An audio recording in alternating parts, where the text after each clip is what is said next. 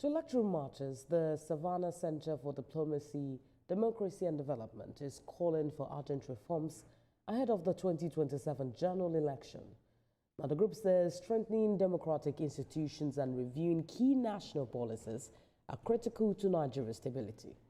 Moyo Thomas reports. As Nigeria prepares for another election cycle, amid economic strain and persistent security concerns, governance and institutional credibility are once again under focus.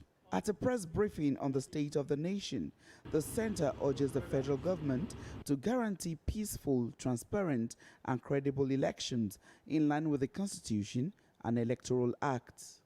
It warns against executive interference in the electoral process and asks the Independent National Electoral Commission to remain impartial while cautioning political parties against vote buying, ballot snatching, and imposition of candidates.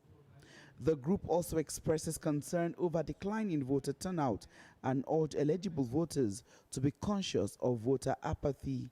As we approach the 2027 general elections, it is imperative for the federal government to take appropriate steps to ensure the peaceful and credible conduct of the elections in accordance with the electoral law and the 1999 Constitution of the Federal Republic of Nigeria as amended.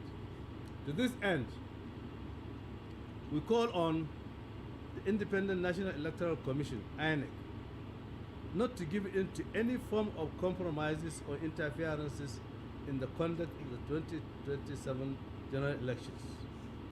Beyond elections, the center calls for a review of Nigeria's national security strategy to address emerging threats and emphasize non-kinetic responses such as youth employment and social investment.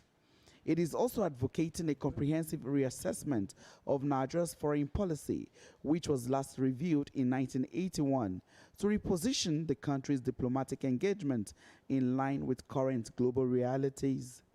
Moyo Thomas, TVC News, Abuja.